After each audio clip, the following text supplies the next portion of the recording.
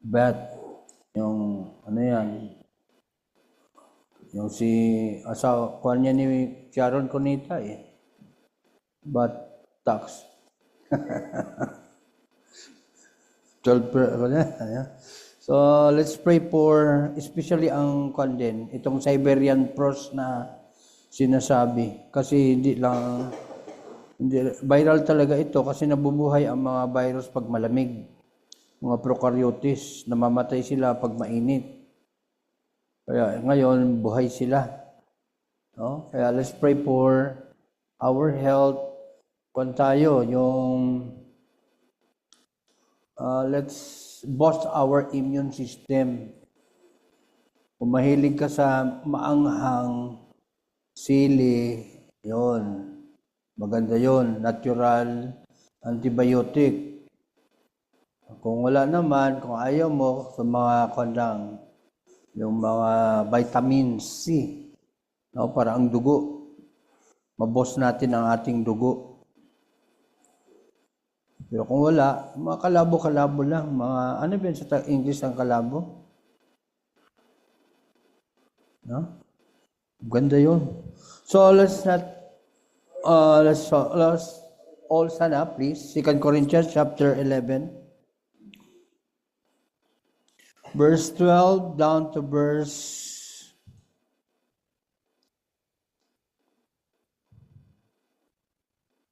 15.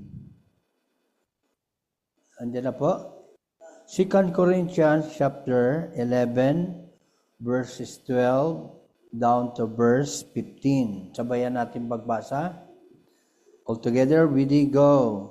But what I do, that I will do, that I may cut off occasion from them which desire occasion, that wherein the glory they may be found even as we, for such are false apostles, deceitful workers, transforming themselves into the apostles of Christ, and no marvel, for Satan himself is transformed into an angel of light. Verse 15, therefore it is no great thing if his ministers also be transformed as the ministers of righteousness, whose end shall be according to their works. Let's pray. Heavenly Father, thank you for the sa gabing ito, this great opportunity wherein, Lord, will study thy word and let the Holy Spirit be upon us to illuminate us, to instill this, especially, Lord, for the young people, sa mga kabataan namin, na hindi namin sila pwedeng maiwan sa mga ganitong bagay. Often we neglect and we do say that they are still young, they are still children, but they are most vulnerable po sa kaaway because of our, yung hindi namin nakikita. The unforeseen power of Satan, the evil of this world. Tulungan niyo po kami. Help us, Lord, to acknowledge thy power, and even, Lord, to know our weaknesses, we consider it, and even, Lord, our vulnerability. Salamat po. Thank you for this opportunity.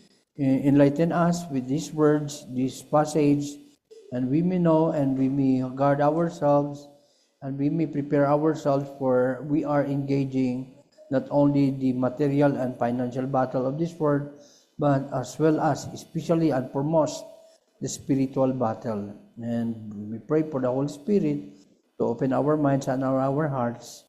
And we are praying, Lord, for these viruses that are being considered today, coming and going through people who are commuting and traveling, especially sa mga banyaga o mga travelers, tourists, Lord, who are coming into our country. Dalangin po namin na inyo pong kamay.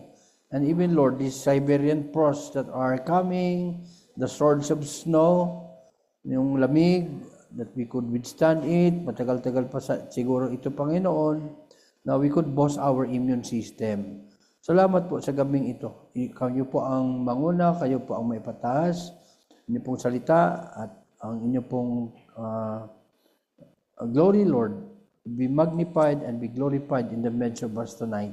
All these things we ask and pray in Jesus' name. Amen. Okay, please be seated. 4 lang na bagay po ang ating pag-uusapan para hindi masyadong mahaba. 4, no? Kasi nadagdagan kayo eh. Hindi na kayo Shiloh lang, may may Bethany na kayo. Kaya kung Shiloh lang, 3 lang. Shiloh Baptist Church. So, Bethany, kaya 4. Amen? So, hindi naman kayo nagkuhan eh. Hindi naman kayo yung bago. Nagbago. Another another chapter. No? Another challenges na darating. Mahamon. No? Kasi hindi lang yung sinabi natin na kayo'y naging connect, ganon. But the question is, what next? Oo. Tapos na yun eh. What next? Onward tayo, hindi tayo backward eh. Diba? Kung sakwan pa yan sa mga taong sawi, ano tawag doon? Move on lang daw, move on. Okay, so ano itong ating nabasa? Si Apostle Paul ito, no?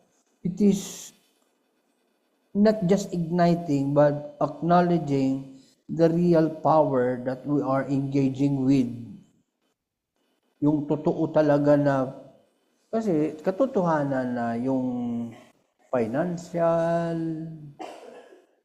physical, mga sakit-sakit na nangyayari ngayon, mga negative ba? Mga hindi ka nais-nais at di dapat mangyari, but reality with our lives, yun ay isang pakikibaka. But deep within, the bottom line na dapat natin makita, there is a great more power and battle that we are engaging with.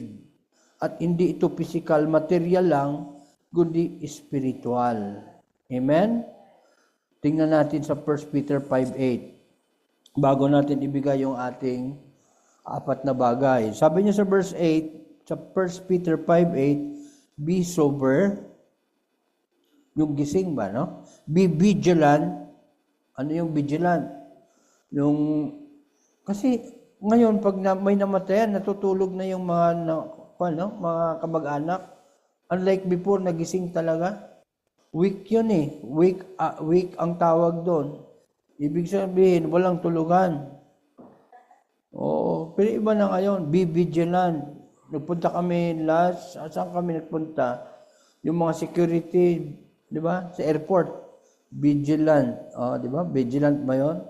Vigilant. Ibig sabihin, guarding. Gising ka, nakikita mo. Bakit? Your adversary, the devil, roaring lion, walketh about, seeking whom he may devour. Sa Ephesians chapter 6, kahalintulad din na pagkasabi nito na vigilant tayo. Sa chapter 6, sabi niya dito, sa verse 10, Ephesians 6 verse 10, sabi niya, finally, my brethren, be strong in the Lord and in the power of His might. Hindi sa atin. No, hindi yung atin. Minsan kasi, natatalo tayo o we are become a victim of this wicked being, creation, na nagrebelde sa Panginoon because we do believe na kaya natin. At minsan, ang Diyos kasi, ang power of God, minsan, ginagamit natin yung mga huli na, saka 11th hour na.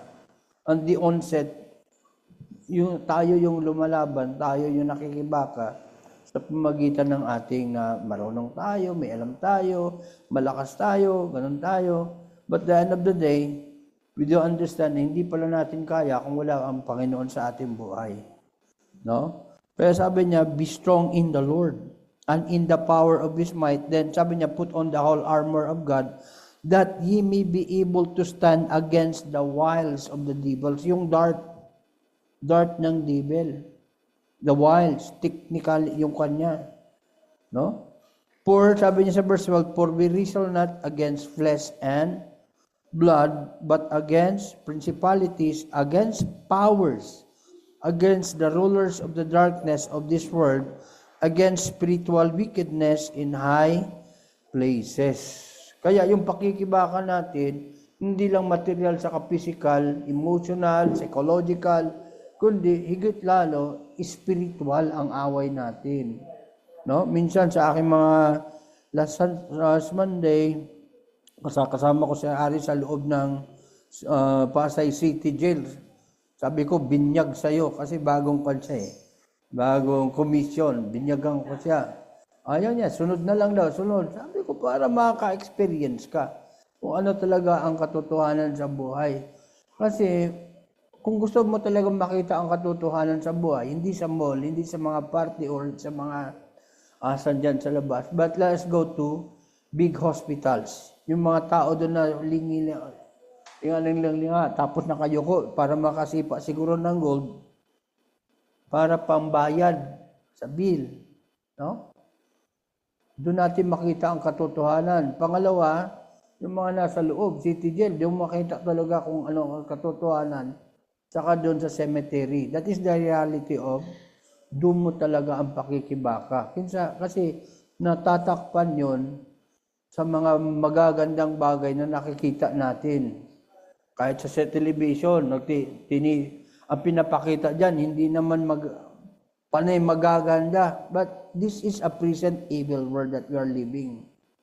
Kaya kailangan natin makita. Kaya nga ito, I remind, isa itong things for the Corinthian believers, na hindi lang para sa kanila, kundi sa atin din, na dapat mabukas ang ating kaisipan, na hindi lang sila, kundi tayo ay andito tayo sa isang spiritual na pakikibaka.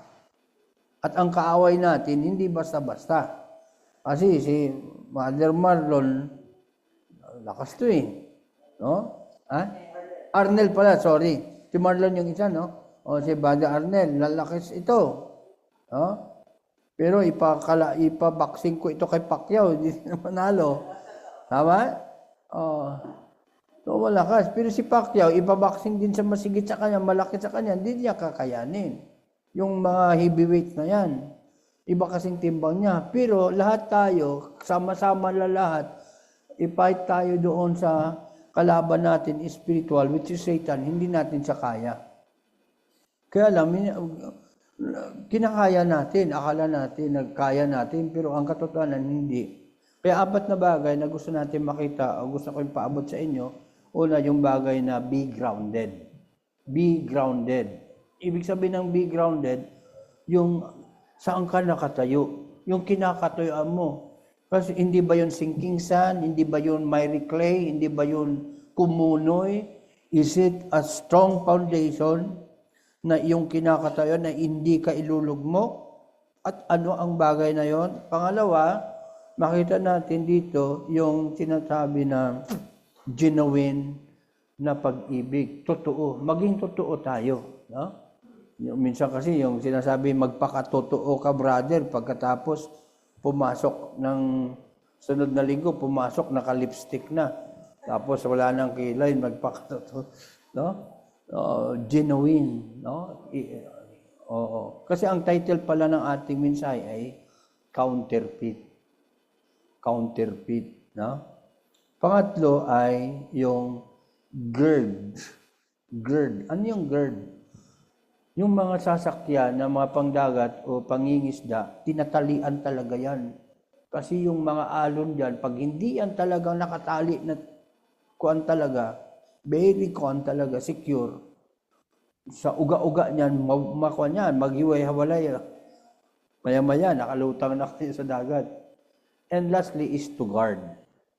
Guard. No? Apat na bagay.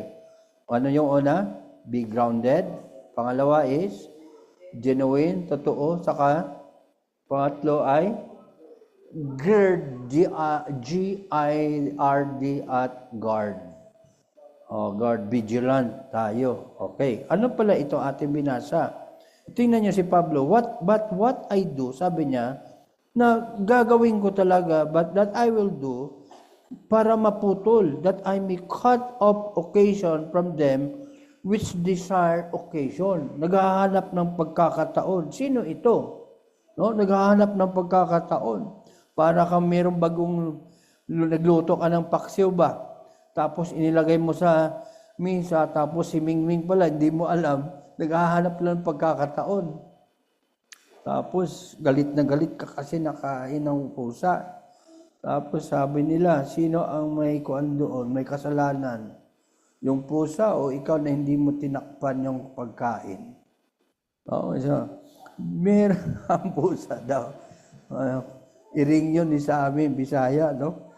So, meron palang mga tao, ito, sinasabi niya, these are occasion that were in the glory, they may be found even as way.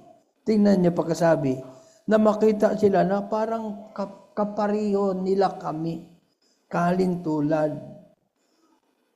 Ang ating title ay counterfeit. Amen? Ano yung counterfeit? Kung titingnan natin ngayon, ang ating polymer ng pera ngayon, tinanggal na yung mga mula sa mga akasya, sa mangyum, ibang klaseng papel na ang ginagamit sa ating 1,000, no? Bakit? Para hindi maging makuha ng counterfeit. Pero magaling talaga ang kalaban. Merong 1,000 na lumalabas. Nagparihong-pariho. No, kayang-gaya talaga. No? Sabi doon sa amin sa Mindanao, sabi sa Marawi, itong gobyerno daw natin, mahirap maintindihan. No? Ang problema, pera.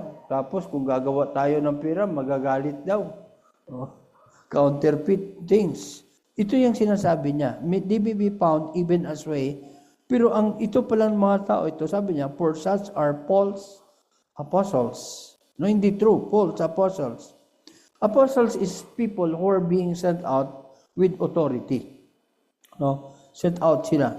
Yung authority na yon, sa kanilang panahon, nagpapagaling talaga yon. Meron nga, patay, parang PBMA ba doon sa amin sa Surigao?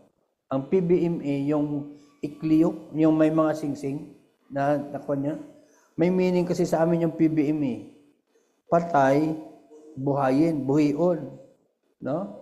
Masakiton, pagalingin, ayuhon, PBMA.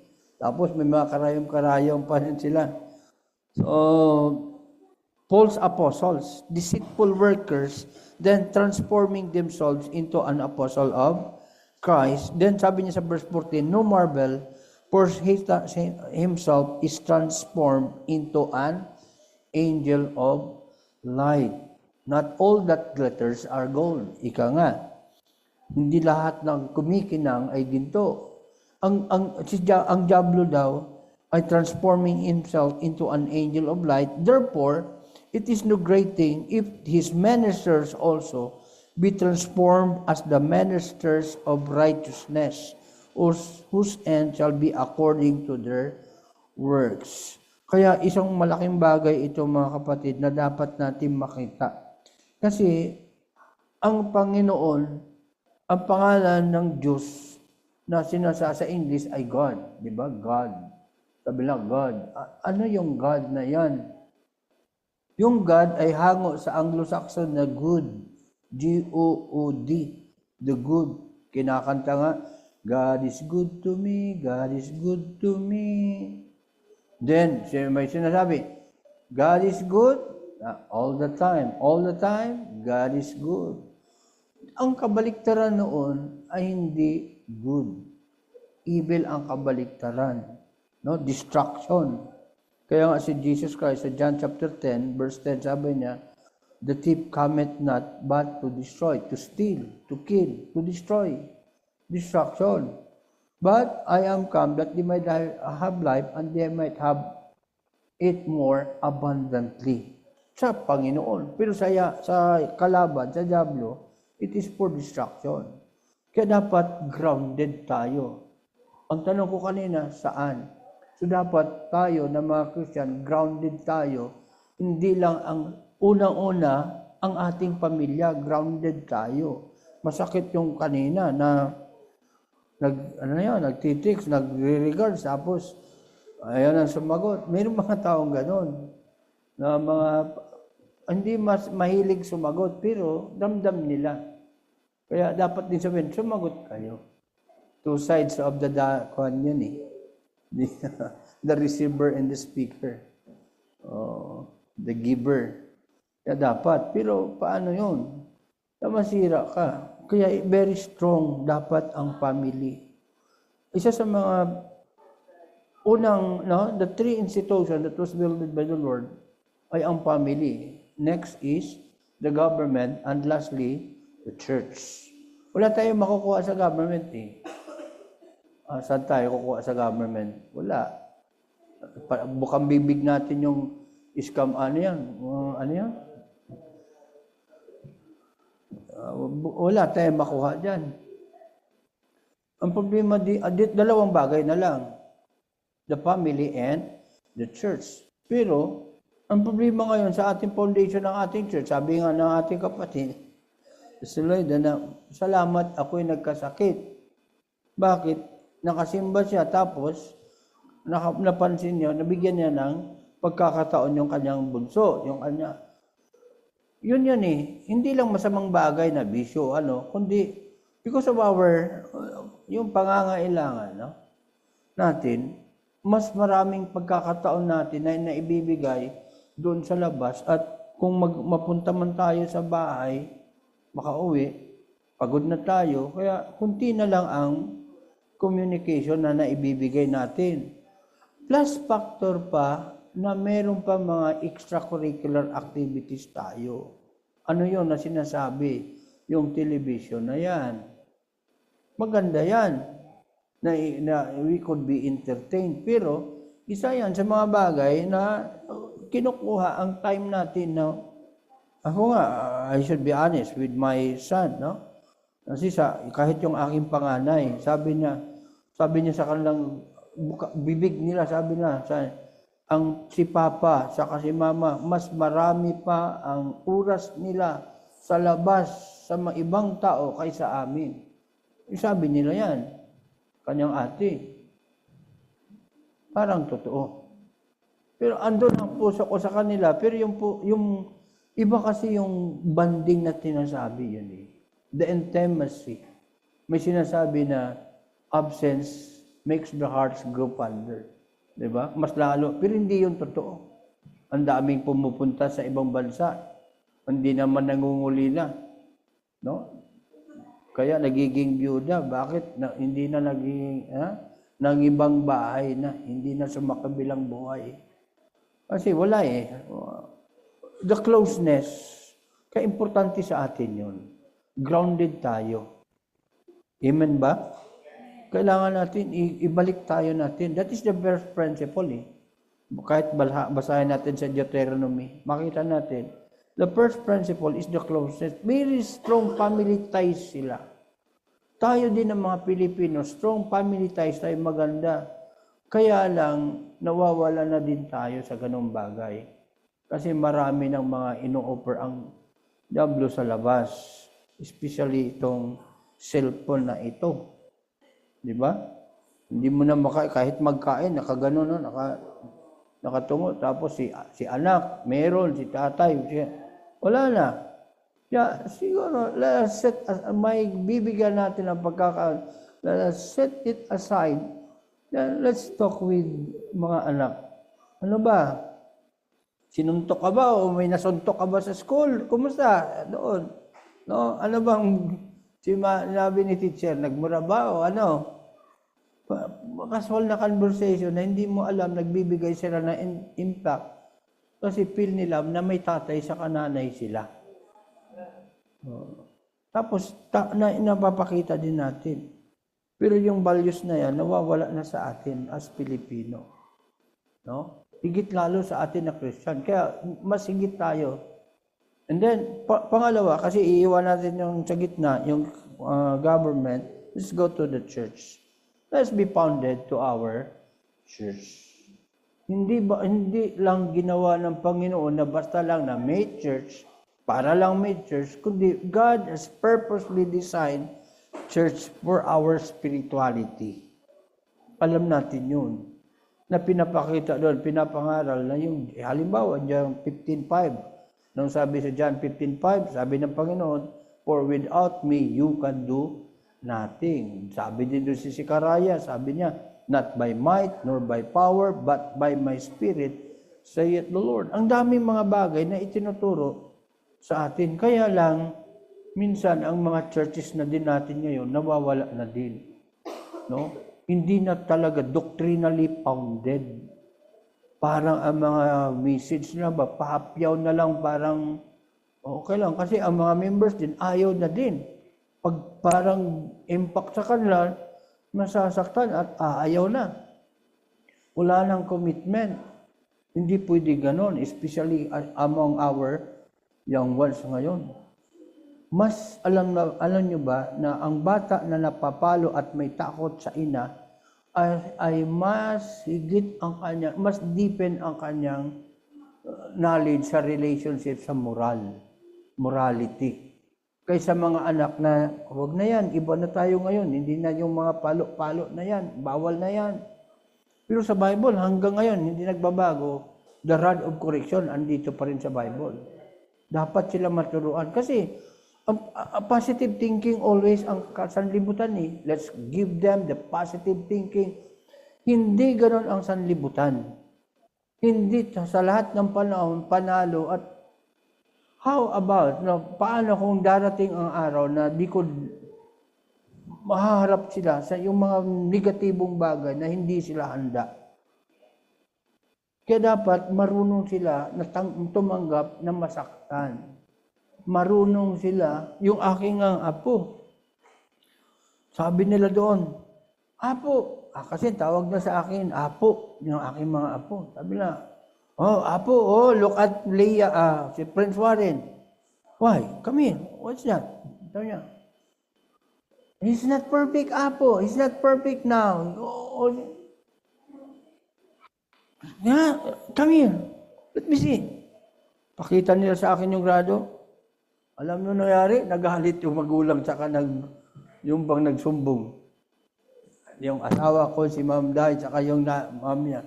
Sabi ko, wow! How many mistakes?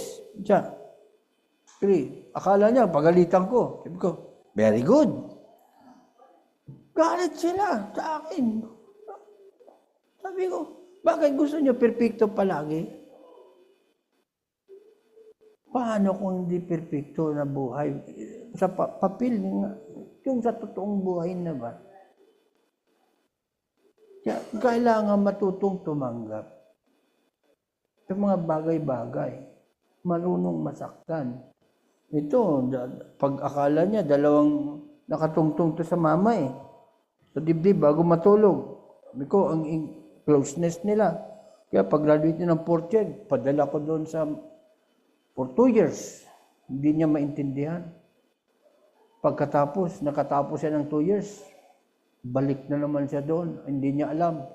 Ilang buwan lang, alis na naman siya for another 3 years. Hindi niya makita. Mas nakita ko kasi inahanda ko siya sa mga bagay. Kasi kung titirahin ka dito ng diablo, pag hindi ka handa, bagsak ka. Sabi sa Jeremiah 17 verse 9, the heart of man is very deceitful, desperately wicked. No? Above all things pa. Tapos hindi sila handa. Kaya na dapat, sabi nga sa pag-preach, be instant in season and out of season. Andun yung rebuke, exhort with all long suffering. Kasi ang mga bata ngayon, wala nang commitment. Wala na ang generation, wala na. Pag nasaktan, wala na. Gusto nila, para bang na-anesthesia ang mga utak nila. Yeah, let's go back to the basic. Amen? Oo. Dapat andun pa yung bulyaw sa bahay. Ano kayo? Baka kung kayo. Para makita nila, hindi pala ganon. Kasi hindi lang ganon sa bahay, sigaw ng nanay, sigaw ng tatay, o pagalit. Kundi ang katotohanan sa labas. Very madilim ang labas, no? Sa labas natin.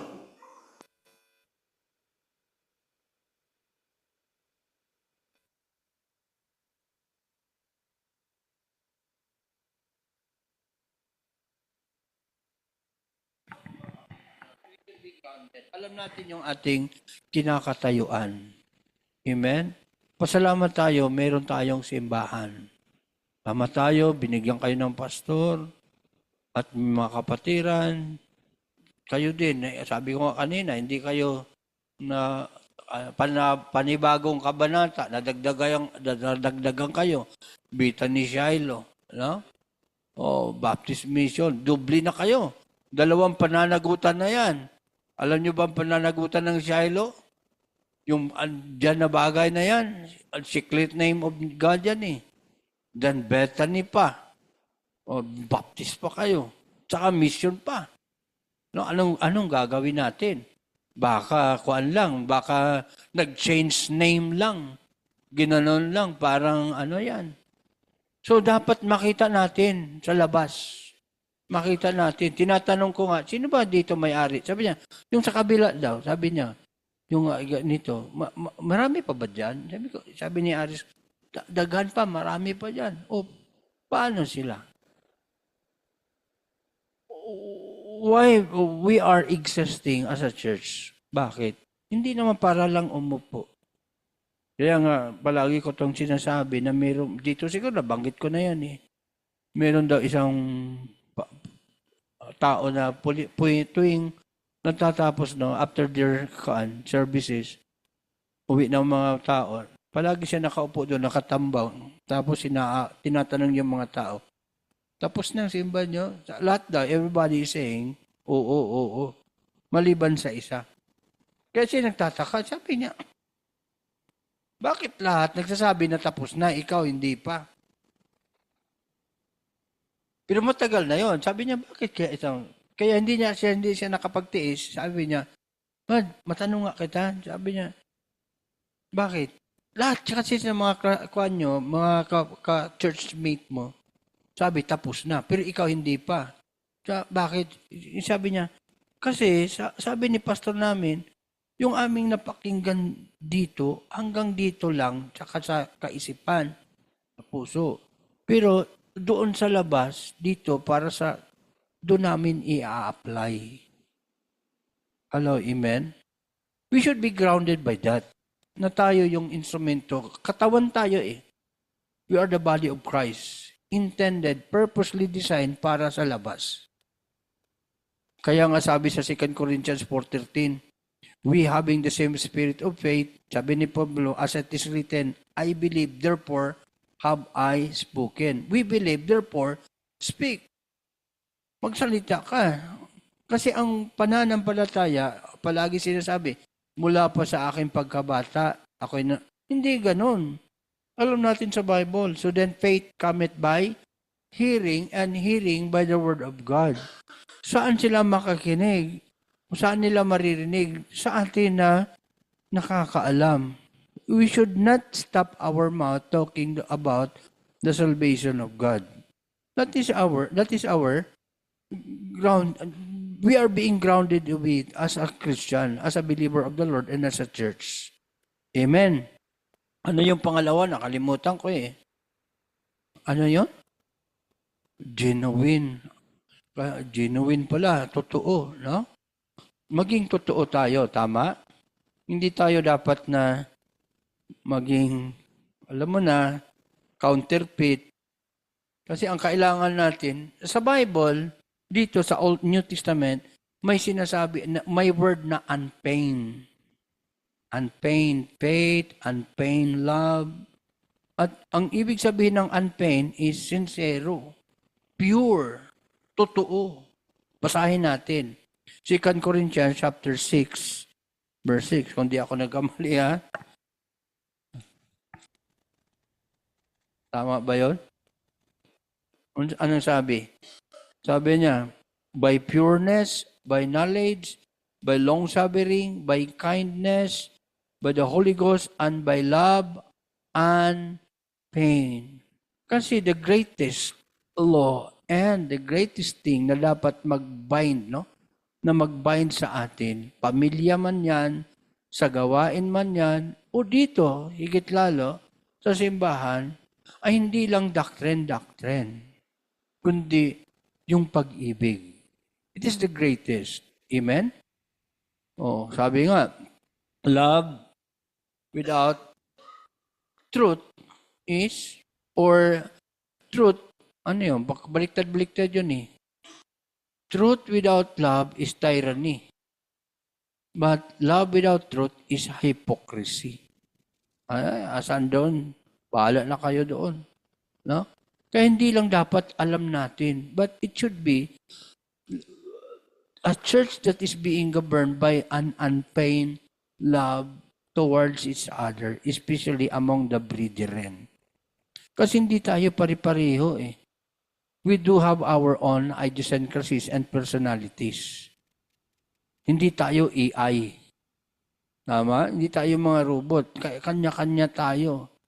May mga, no? Hindi mo talaga mapag-isa na isang kwan tayo.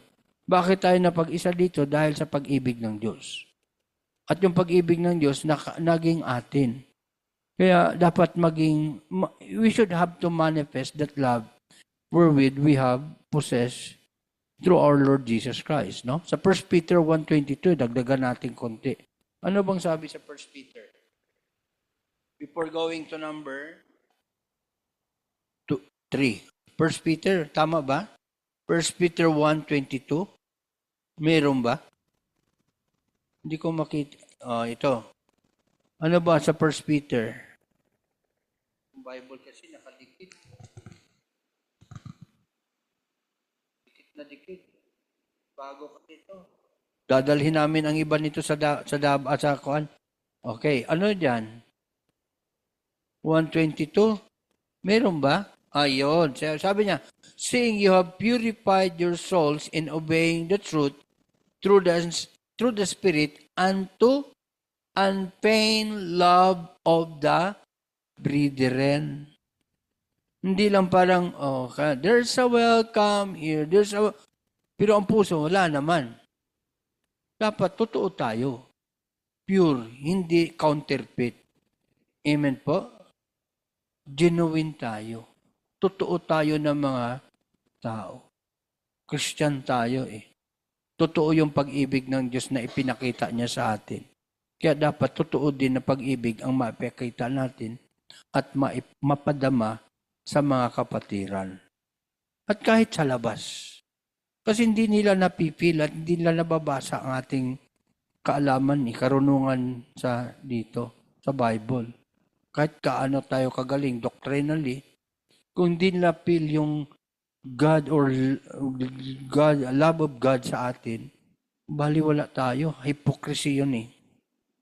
Na parang, just a simple smile doon sa mga hostile places, especially sa school, hindi kayo pareho, ang dami mga bully o doon sa gawain, just a simple smile, and then na magtataka siya, bakit kaya ito iba? Because we are a peculiar people intended by God to manifest His glory. Yung pag-ibig ng Diyos na yan. Kaya magiging totoo tayo. Ano yung number 3? Hindi ko na matandaan eh.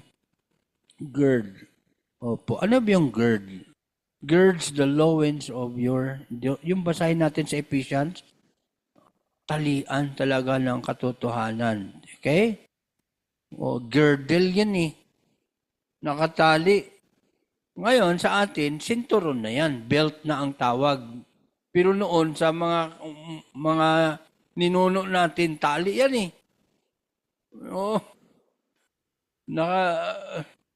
Tali yan para hindi malaglag yung salawan.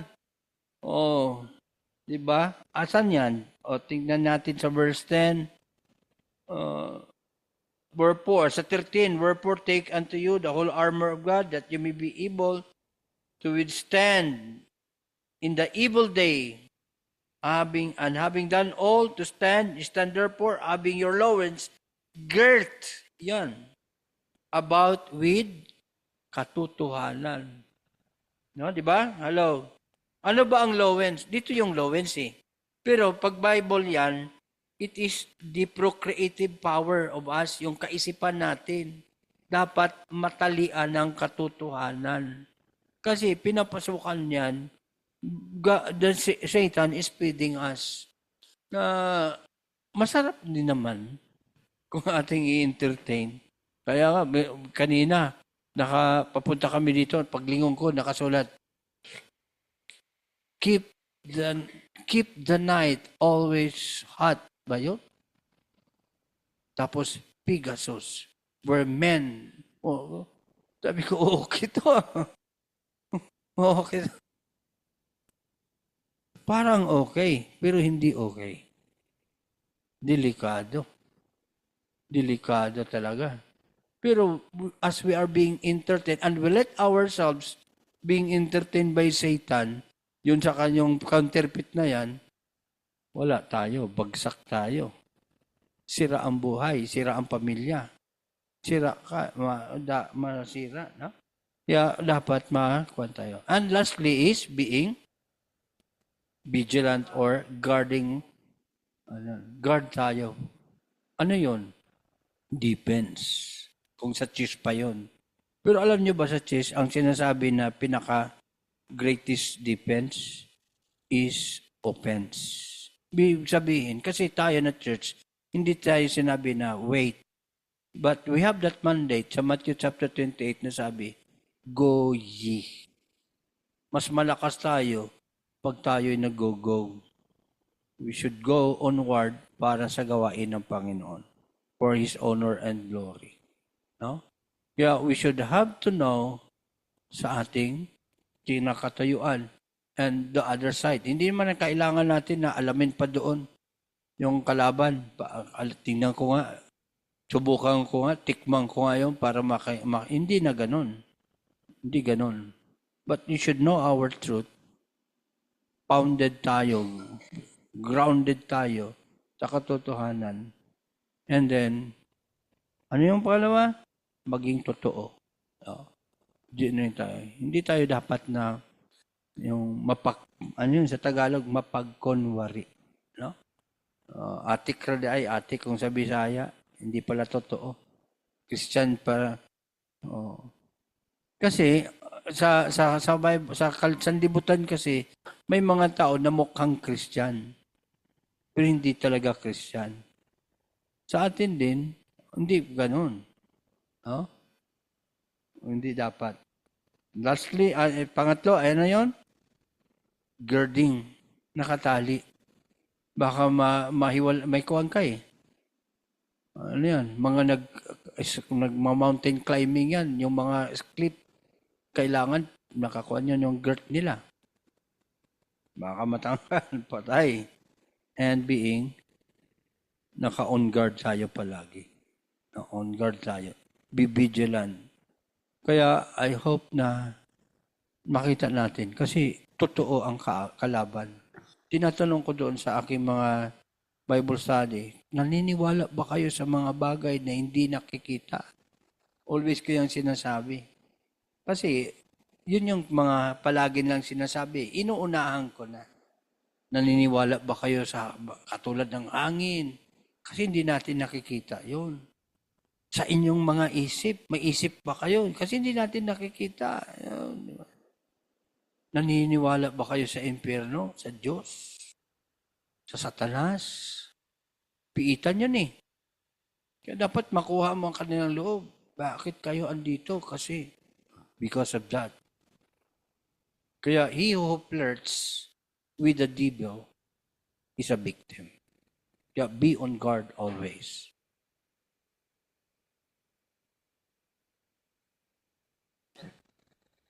Thank you po, missionary. Well, it's the things na gusto tayong ingatan ng Panginoon. No? Because kung may number 5 lang yun, it's the glory. Makikita natin, it's the glory that Satan wants to get. No? Yun naman yung unang dahilan kung bakit niya ginagawa yung mga bagay. Nakita niya yung glory at kadakilaan ng Panginoon. Liwanag ng Panginoon. He wants to get it. And hanggang ngayon, gusto niya ipagpatuloy. And even in Christians, gusto niya tayong, akin ka. Akin ka. Gamitin, ako gagamit sa'yo. Let's be careful. Salamat po sa 4 na G. 4 na G, ano nga yung una? It's Kalimutan na agad, Pastor. Number 1, grounded. We should be grounded. Genuine, girded, and guard. We should be on guard. Even with our own selves. Ingatan natin ating mga sarili. No? And I do believe we are blessed. Salamat sa Panginoon. No? And wala na sigurong marami pa. This Sunday, just pray for simulan natin. No? So, sabi nga ni Pastor kanina, tapos na ba ang church? Tapos na ba ang service? Tapos na ba ang service? Hindi daw. No? Kundi sa bahay pa, yun yung applying. No? Dito, pakikinig, paglabas, apply. And apply natin yung mga nalaman na natutunan natin this Sunday. Let's pray for good weather and good health sa bawat isa. This Sunday, kayo mismo nagsabi nun, Pastor, di talaga kami available ng Saturday. Sunday na lang. And let's start this Sunday. No, na every first Sunday of the month, labas tayo lahat, even young people. Walang maiiwan. Labas. Punta tayo sa mga, pray natin. We're praying for a lot. Pray, always ko yan prayer. And I hope, prayer din natin yan. Lord, before mo kami dalhin sa new lot, new building, pray na may madala kami galing dito sa Arokoy. May mga nawala na, Lord, galing dito. No? Palitan mo ng bago. Hindi man sila babalik, marami pang tao dito. No? And let's pray for good news classes this coming Saturday. Prayer namin natin, Henry, na makalabas na doon sa bundok. Nalang tawag, bundok. Maraming bata, and nung nakaraan lang, may bata agad na sumalubong sa akin. Sabi niya, Pastor, di nyo na ako pinupuntahan. Sabi ko, sino ka itong batan to? Hindi ko kilala to. No? Pero naghihintay sila. And ang kulang lang yung mga pupunta. So let's pray for the ministries. Na mission tayo, bumalik tayo sa mission. Gusto ipaalala ng Panginoon kung ano ang mission ng church. No? And grounded. Grounded. No? Pray natin. Let's pray. Wala na. Pray din natin si Tatay Peter as he delivers the word this Sunday afternoon. Ay magbibigay sa atin. And ang mga paglabas natin, ingatan tayo ng Panginoon. No? Let's pray. Heavenly Father, salamat sa inyong salita. Na napaalalahanan kami, Panginoon, that this battle is not just physical, not material, not on the things that we can see and even experience here na sa aming mga araw-araw na buhay. But Lord, thank you for reminding us that this battle is yours, for this is spiritual, Panginoon. Lord, help us na una usisain namin kung ano ang katotohanan, Panginoon. Salamat dahil sa mga katotohanan na to, kami natuturuan na may Diyos na nagmamahal sa amin. At itong Diyos na ito ay nanatiling totoo, Panginoon. And Lord, help us to know these deep things of truth na inyong binibigay sa amin, Panginoon. Help us to love your word para alam namin, Panginoon. And just like the examples na paano namin malalaman ang mga peking pera by learning what is the true money, Panginoon. At ngayon sa inyong salita, Panginoon, alam namin kung paano namin matututunan at malalaman kung itong katuruan na ito ay mali. By knowing your word, first and foremost, kami dapat ay grounded sa inyong salita. Kung ano man ang katotohanan, kami mananatili doon. And even, Panginoon, salamat sa pagpaalala na even our ministries, our lives, our testimonies, lalo na dito, Panginoon, sa mga tumatayo sa harap ng mga men, help us to be genuine, Panginoon, maging totoo sa aming mga sinasabi, sa aming pamumuhay. Pagdating namin sa labas, Panginoon, na let our light so shine before men that they may see your good works and glorify our Father which art in heaven, which is you, Panginoon. Help us to be genuine. And Lord, may mga kailangan kaming ingatan. Even may mga kailangan kaming higpitan sa aming buhay, Panginoon, for us to remain sa kung ano man ang mga panindigan namin, Panginoon, girding. And Lord, may kaaway that is always tempting, Panginoon, kasi ayaw niyang kayo ang gumamit sa amin. Gusto niya makuha ang glory. Gusto niyang mapasaya siya gamit ang mga buhay ng mga Kristiyano. So Lord, help us to be guarded mula sa inyong salita, sa mga pastor na nagbibigay sa amin ng wisdom and knowledge, Panginoon, and even for each other, Panginoon. Ingatan namin ang aming mga pamilya. Ingatan namin ang aming testimonies. Ingatan namin, Panginoon, even ang aming mga kapatiran that we should pray for them. And Lord, help us to dalhin sa iyo lahat ng mga angailangan. Hindi kami matempt na lumapit agad sa ibang tao, sa Bombay, sa kung saan man, or sa patalim na para masolusyonan lang aming mga problema sa pera, sa mga bagay na kung saan we feel na hindi agad masasagot. But Lord, help us to trust in your heart. It's always, Panginoon, when we can see your hand, we should trust your heart, Panginoon. Lord, salamat for using Missionary Paculio. Salamat na may tatay ako na nagpapatuloy sa inyong salita, Panginoon, at nagtuturo ng katotohanan. Salamat, Panginoon, for the members that are here na gustong ibahagi ang kanilang mga prayers, and pasasalamat for tonight, Panginoon, na maging blessing din sa bawat isa, na kung saan kami ay naghugutan ng lakas sa bawat isa, Panginoon, because we know this world wants to bring us down. Even Satan wants to bring us down, Panginoon, upang hindi kami magamit sa inyong mga malalaki pang plano at inyong gawain, Panginoon. Lord, thank you for this church. Thank you sa inyong mga ginawa at sa mga gagawin pa, Panginoon. We continue to have faith in you, and help us, Father, to keep our faith and fix our eyes upon our Savior and Lord Jesus Christ. Salamat sa bawat isa nandito ngayon, Lord. We pray, patuloy niyo pong bigyan ng kalakasan ng bawat isa sa aming pag-uwi, Panginoon. Kayo pong magpatuloy na magbigay ng pag-iingat. And even for tonight, you will give us good night rest sa mga may sakit, Panginoon. Kayo po magpagaling, touch their body, Panginoon, that they may be healed and makabangon ulit sa mga at makalaban ulit sa mga hamon ng buhay, Panginoon. Lord, we continue to pray for our families, even sa prayer ni Nanay Nima, Panginoon, that your family will be united once again with love, with unfeigned love, Panginoon, with good fellowship sa bawat isa, Panginoon. Help each and every member of the family to help their parents, to love their siblings, Panginoon, to love the family, Panginoon. Even sa bawat isa, pamilya that is represented in this church, Panginoon. Help us, Father, na ma-extend pa ang pagmamahal na ito sa mga tao na nasa labas, sa mga family na nasa labas, Panginoon, even for our brethren that are nasa ibang bansa, Panginoon,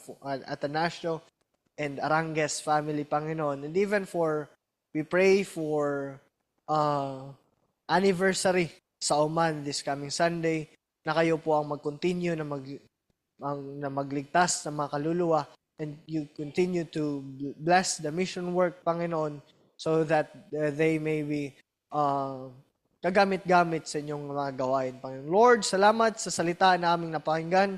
Salamat sa mga blessings and even sa prayer na alam namin, Panginoon, na may Diyos na buhay na nakakarinig at hindi naglilive, hindi nagkakasakit, always there to listen to His children, Panginoon, and to answer their prayers. Lord, salamat for this and even sa mga maabot namin, for our offering, Panginoon, for missions, for those who give not still hindi pa nabigay ang kanilang tithes and offering, Panginoon, and even for this prayer meeting, na ito'y magpatuloy ang gawain dito sa Shiloh, Panginoon. Please bless the gift and the giver. Kayo po ang magbalik ng pagpapala sa mga magbibigay. In Jesus' name we pray. Amen. Good night, everyone. Good evening po. And I love you all, especially for those who are in